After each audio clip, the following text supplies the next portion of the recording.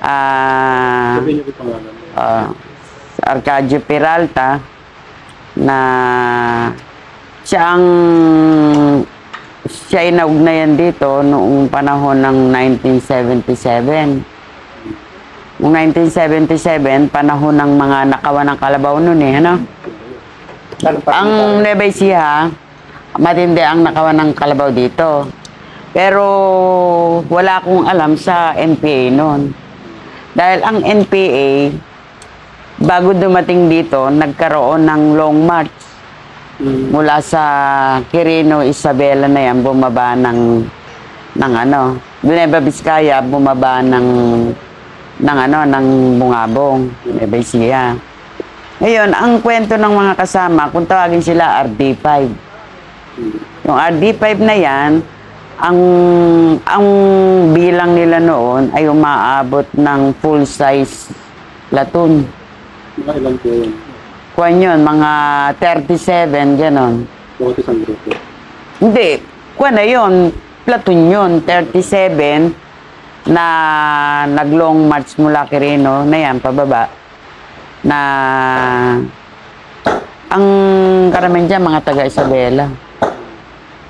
Yung isa yung balikwenta kamag-anak nung asawa ko, kung ang naging alias niya dito, Kabalong. Nung araw, taga-Isabela yan, sa gawing Jones na yan, Bilyari. Ganon, Isabela.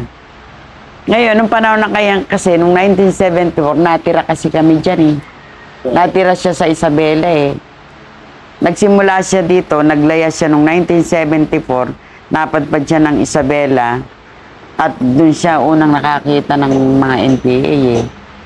Ngayon, maaaring sila, nung kamag-anak niya, na NPA, nag-usap na bababa sila ng Nueva Ecija, gano'n. Kaya nung nag-long march sila, mula Quirino hanggang Nueva Vizcaya na yan, pababa, halos yung police platoon na kangilang grupo ay halos isang unit na lang natira. May mga nagsiuwi, may mga nagkasakit, gano'n. Ang sabi nila, dahil napapalaban sila, may namamatay, gano'n. Oo, yung iba, dahil sa gutom, gano'n, mga nagsisiuwi. Kaya sa madalit sabi, ang natira ng grupo nila ay halos isang unit lang. Gano'n. Ngayon, nung bumaba sila dito, ang unang-unang ginawa nila, pumirente sila na sila ay naghahanap ng kalabaw. Pero yung mga gamit nila noon, sa pag-organize nila at pag-uugnay sa masa, ang style nila semi-legal. Na yung mga gamit nila, itinatago nila sa itaas ng punong kahoy, ganon. At may mga dala silang suga. Na ang prente nila, naghahanap sila ng nawawalang kalabaw, ganon. Pero nakapag-uugnay sila. Ganon yung naging paraan nila nung panahon na yon. Hanggang sa may mga na-encounter na silang mga masa dyan sa gawing digmala na yan, tugatog. Yan, basta yung gawing medyo taas ng bundok na yan. Yung mga masa dyan sa paanan ng bundok, yan ang mga naugnayan nila. Na nagsimula sila na nag-headquarter sa Villa Castillo. Dyan sa gawing bundok na yan. Ngayon, nung panahon na yan, yung asawa ko, hindi naman pa masasabing organizer eh. Kundi parang style contact lang eh. Ganon. Na nag-uugnay. Inuugnay yung mga kasama mula sa loob hanggang sa labas. Ganon. Courier kung tawagin. Yan ang una. Ngayon, dito nung panahon na yan, matitindi ang nakawan ng kalabaw. Ganon. Na sa usapin kasi ng political, kapag may matinding issue sa lugar, no? Alam mo, sa Nueva Ecija, para mabilis yung gawaing propaganda mo, ginagawa nila, ang ginawa nilang paraan dyan sa usapin ng politika para makilala ang NPA, ano nila, nilansag nila yung sindikato ng Kalabaw sa Nueva Ecija. Ang sindikato ng Nueva Ecija dito, unang-una, Lacalle family yan eh. Yan ang puno ng sindikato dito eh. Lacalle yun, ano? Lacalle family na pinarusahan ng Bagong Bayan yung dalawang magkapatid. Pero may kapatid na ako niyan. General. Airborne ba? Airborne, oo. Ngayon, edi, yan naman ay may mga asyenda. Hindi rin maganda yung relasyon niya sa mga magbubukid. Isa na nga dyan, yung sa magulang niya. Diyan nagsimula yung karasan eh. Nung sila ay sa pilitang kinukuhanan ng buwis, andun yung hinahara sila.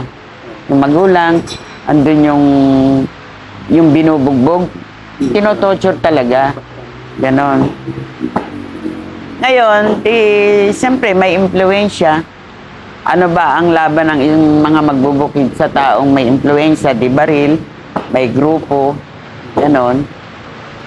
Ngayon, ang nangyari doon, siyempre, isa yun sa daladalang issue noon para maipalaganap yung kilusan noon na inilaban nila yung usapin ng sistemang buwisan dyan sa gawin nila na yan. Sa gawing Estrella. Kasi ang mga magbubukid na yan, sa gawing Pikalyon, Asarcon, at saka itong, basta yung mula Rizal na yan. Kasi ang karamihan sa mga taga Rizal, dito sa gawin na ito ng Lacalle ang bukid. Ganon, halos kasama ng nakikisama at nakikipamuwisan sa Lacalle family. Kung tawagin namin sila noon, mga ano na tawag doon, yung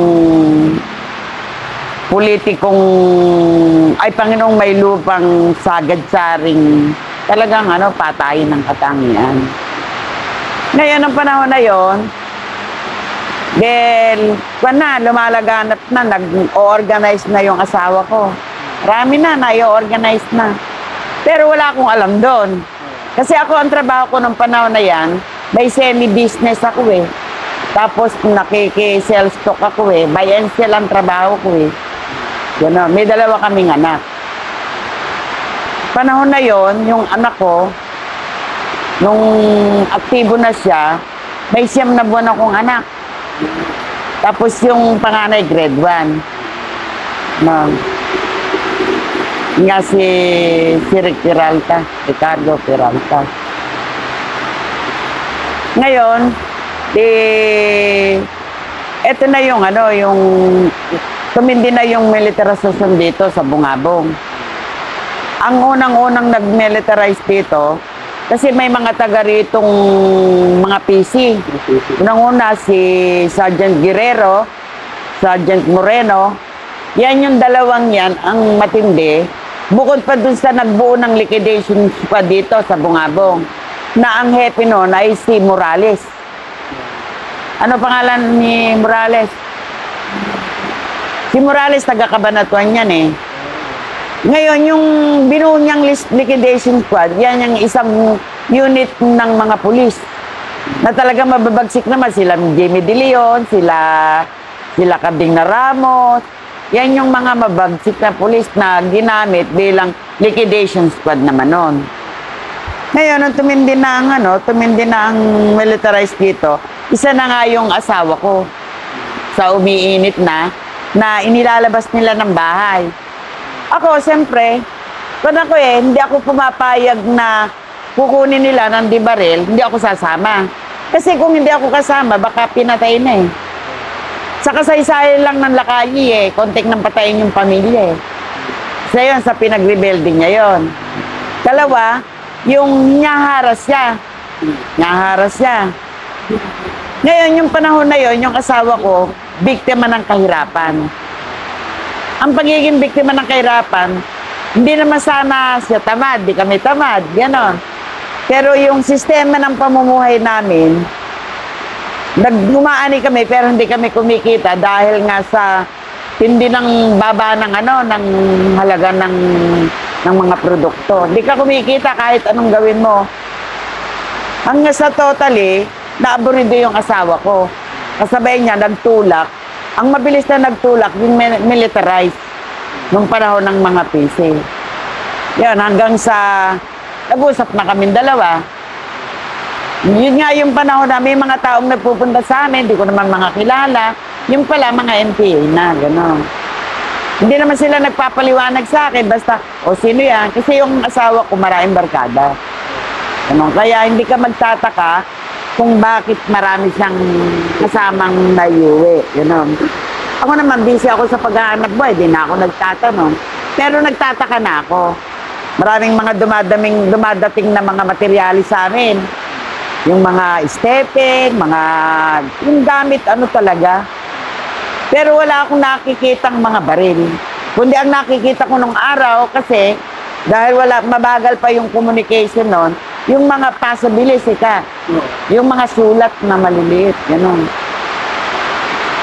Hanggang sa ginamit din nila ako. Nakakarating ako ng La Union mula sa kay Joma Season. Sa lugar nila Joma. Sa season ako nagpupunta noon bilang courier. Nung panahon na yan, kung militarisasyon, talagang yan, kakap-kapang ka hanggang sa matindi nun. Kuwan yun, 1977 pa yon. Ang edad ko noon, ang edad niya noon, 26. Ako naman, lang ako, 18 to 19 lang ako noon. Pero anak na namin yung dalawang bata. Kasi bata kaming nag-asawa. Nung panahon na yun ang mabilis na nagtulak sa kanya. Kasi hanggang sa meron dinukot na dito, na pinagpapatay, yung katangian ng pagpatay dito sa Bungabong. Kasi tinawag na critical area ang Bungabong eh. Kahit yung buong Nueva Ecija, tinawag na critical area eh. Na, yung talagang dinudukot sa labas ng bahay, papatayin, gano'n. May mga karanasan na may pinanik, sinaksak, babae, na mga napaghinalaan. Tapos may mga napaghinalaan din na dinukot, binugbog, sinunog, gano'n, yung ginawa ng mga pisin ng araw. Kaya yan ang mabilis na nagtulak na kahit hindi ko gusto ang mga pangyayari, ang naging pananaw ko kaysa mamamatay ng walang laban, yun ang mabilis na nagtulak na sumama.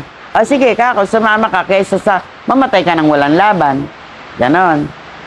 Di tumindi na ng tumindi ang militarized sa Bungabong. Hanggang sa dinukot ako ng mga kasama.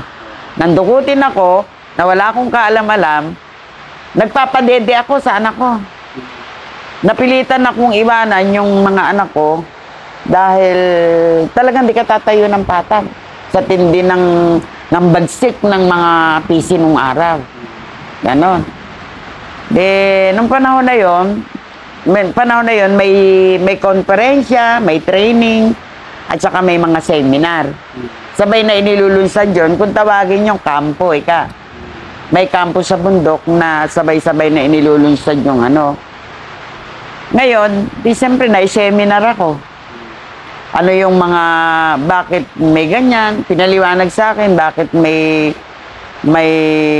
partido, bakit may NPA, yung NPA, ganon. Hanggang sa, yung prinsipyo, yung layunin.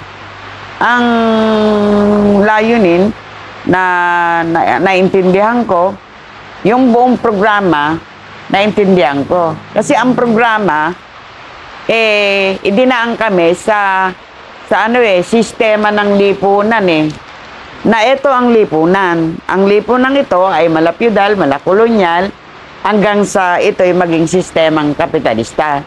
Ganyan paano babaguhin? Ganon. Ano ang nagtulak sa atin? Bakit maraming taong nagsisipag-aklas? Ang batayan ay kahirapan. Ganon. Ano solusyon? Ang solusyon na ipinakitang programa ay babaguhin ang sistema ng lipunan sa pamamagitan ng revolusyon. Revolusyon, pagka sinabi mo revolusyon, madugo at maras. Siyempre, maraming mamamatay. yun ay sa ngayon hindi ko akalain na hindi ko sasabing mali.